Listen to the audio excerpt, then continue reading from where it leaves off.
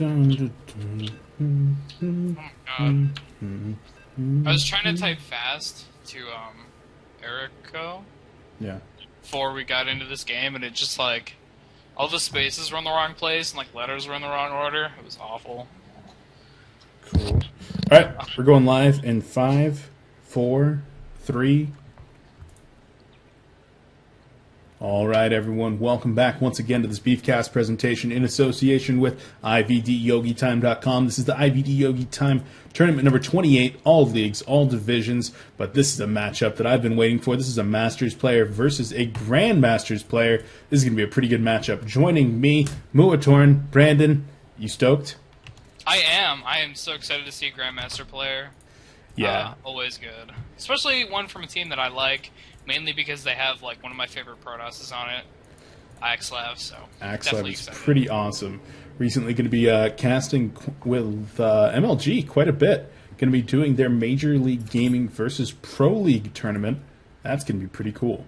Yeah, but it's pay-per-view only. That's so sad. Hey, get a job, pay for it, support esports. But yeah, it's actually pretty cool. It sucks that it's pay-per-view. I've been able to watch some of the games though, and it's been pretty awesome. But let's get into the game here at hand.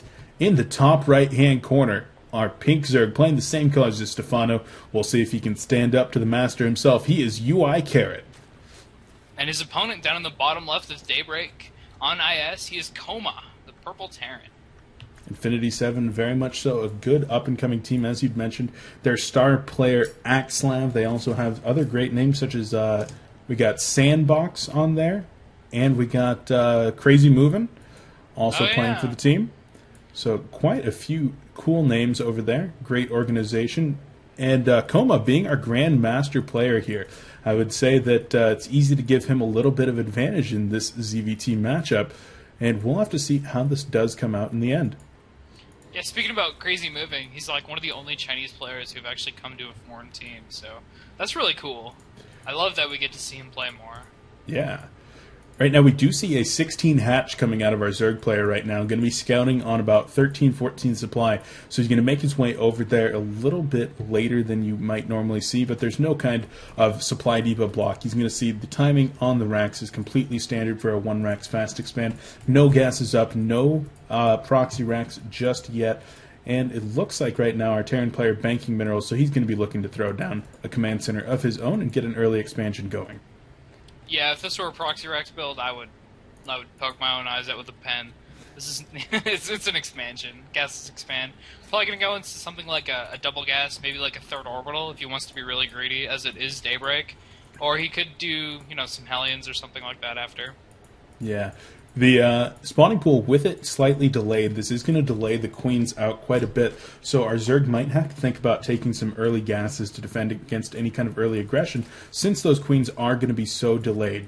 Relying on 4 to 6 queens is something that you want to do if you're able to get the queen production started very early, but with it about a minute and 30 delayed after a 16 hatch instead of something like a 15 pool, we'll see if he's able to get these queens out in time.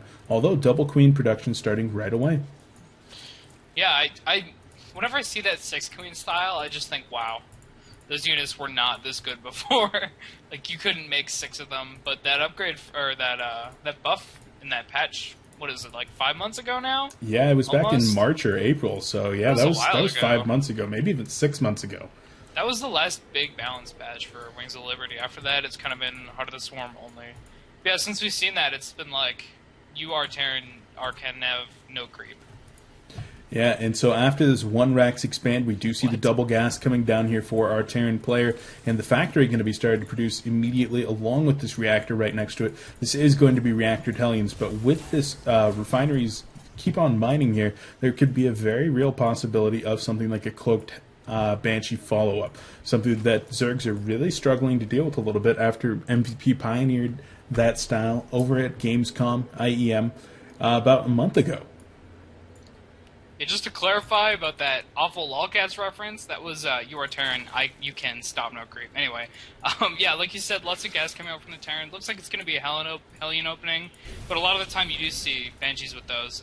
The Zerg player has taken a third. It's almost halfway done, or almost done. Sorry, and he's also been mining a little bit of gas here. Not quite at 100 yet, so no speed. So not not going to be super quick, but it's on the way.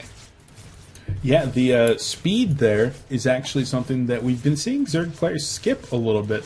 Not only on the Heart of the Swarm beta, although it certainly has been happening there quite a bit, but even on Wings of Liberty ladder and in some tournament games, instead favoring roach play against the mech that is becoming a lot more common with Terran players these days.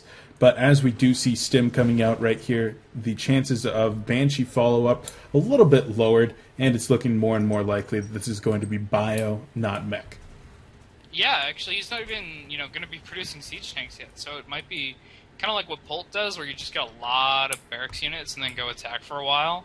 That's a little strange to be doing on this map, but I've definitely seen it work before. Now, with those 2 double gases still rolling and not having anything to really sink that gas into, like you had mentioned, no tanks coming out right now. He's still just going to be working off of that factory. We do see the starport coming out, so he could be looking for Banshees, but I think more than likely he's going to be using that to produce some medevacs. It's more than likely, though, that he will probably be producing double engineering bays here with all that banked up gas. Wants to get a head start on those upgrades as double evolution chambers do come out for our Zerg, making sure he does not neglect the upgrades, and even starting his tech with that hatchery being mutated into the lair. iSKoMA's actually making more Hellions, which is kind of different. Usually you don't see Terrans make very many anymore, just because, like we were talking about, that Queen range is really awesome. Oh, and I love this. He went and killed some larvae. Always nice. And he also got a drone. It's worth noting over here that we did, in fact, have an Overlord that was hidden in the bottom left-hand corner of the main base, and it was able to see that there was a starport building. So as soon as that starport went down, we saw a spore crawler go down in each one of the mineral lines for our Zerg player, making sure he did not want to be surprised by any kind of Banshee harass. Very smart. Even with Queens out, you need the detection from those spore crawlers if you don't have lair tech available for your overseers. Yeah, this is kind of weird. Like, I don't understand where his money's going. Like, there's only 3 racks out, and it's 3 racks and 1 starport, and he's got... Oh, never mind, he's banking a bunch now. When he first started doing this, he wasn't banking as much, and he wasn't upgrading anything, so it was just really confusing. Yeah. Now it looks like, he's got his 3rd command center down, so... He just wants to do some pressure with this and then expand. Yeah, with the stim already done, this many Hellions and even medevacs on the way right here, and the Zerg not having any roaches on the field, the spine crawlers are not done yet. A big stim coming in here, going to be able to snipe that Queen. Snipes 2 of the spine crawlers right there, and this 3rd is going to go down, and there might not even be a way for the Zerg to defend this if he decides to march up that ramp into the natural. He just punished his opponent for not making a roach warren. It's something you should just make, even if you're not going to produce roaches, because attacks like this are so powerful. We do see some Lings come in here. They do kill a couple Marines, and I don't know, the Melians clean up most of them, though, so not too much damage done there. Another big stim coming in here on those Marines, and they are able to focus fire down both of the... Well, no, one of those Queens does get away, but the Banelings coming in from the flank over there, they're morphing on the side, and they are going to be able to deter this for the time being, although some very nice target firing down as the Marines do stim on out of there, and there's actually not a whole lot of stuff to prevent the rest of this, although a large number of Zerglings do come in, but the Terran player very wisely just going to pick on up and rely on his econ back at home with that 3rd command center finishing. He might be able to take a 3rd of his own while his Zerg opponent is restricted to only 2 bases. Yeah, I think without those Banelings, Carrot dies there. So he definitely really needed those to buy time to get some more Zerglings out. If he hadn't had them, we would have seen iSKoMA? iSKoMA. Pretty much just go in, kill all the Queens, possibly to kill the hatch, and a bunch of drones. So that was a really nice choice to start making those right when you saw that attack.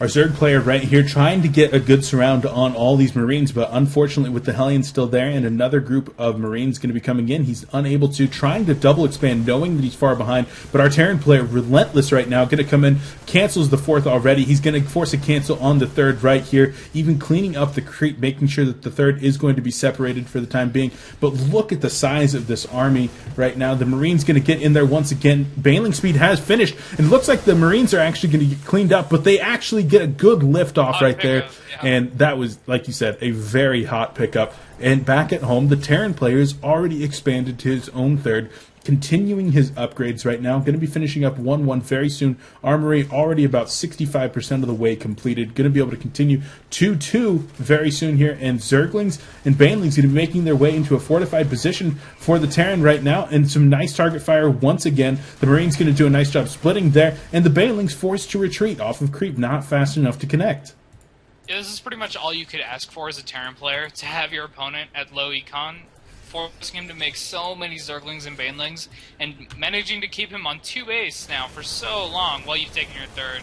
It's really just a fantastic position for KoMA here, and he's so far ahead, man. Yeah, the Infinity 7 player forcing a cancel on that third for a second time. Zerglings and Banelings are going to try to connect once again, but another hot pickup coming out for our Terran player. If we take a look at the units lost tab, 4,300 mineral units lost right now for our Zerg player versus only 1,400 for Terran. And look at the army. 1-1 Marines, 3 siege tanks moving out right here with siege mode. Don't even need to siege up, and GG comes out of our Zerg player. He knows that he has been finished, bested by the Infinity 7 player, who's going to move on to winners round 5. Yeah, just looking up the minerals there at the end of the game, Carrot had so little production, he was at 2,500 minerals, so that just says that he didn't have any larva and he couldn't spend anything. So, yeah, Zerglings and Banlings. Working on that Zergling-based style with no macro hatchery, no third up. You simply don't have the larva to outproduce your opponent at that point. And it's really unfortunate because his infestors were going to be coming out there, but it certainly was just not enough to get him back into the game. Yeah, he would have been too far behind, especially since siege tanks were out at that point as well, so you can still deal with those infestors well enough. All right. I've been your casting host, Beef, joining me, Muatorn. Brandon, any final words, any shout-outs before we move on to our next game? No, I think shout-outs I'll save till the end of the cast. All right. This has been the IvDYogiTime.com tournament number 28, all leagues, all divisions. Check them out over at IvDYogiTime.com for the schedule of events. 3 tournaments a week, each one with a cash prize. Make sure to click on a link per tournament. Help us keep those going. And check out VODs for all of the events over there as well. Not just the VODs that I cast, but all other of our casters as well. We will catch you, though, in the next game. I'm looking at the stream right now. He's like just killing the third, fourth. It is quite the delay, isn't it? Yeah. I got to go make a really quick phone call. My Yeah, that's fine. best friend just told me to call him, and I don't know why. It's kind of sketchy.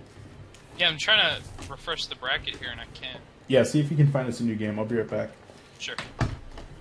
So I guess it's just me. Which sucks, seeing as I can't get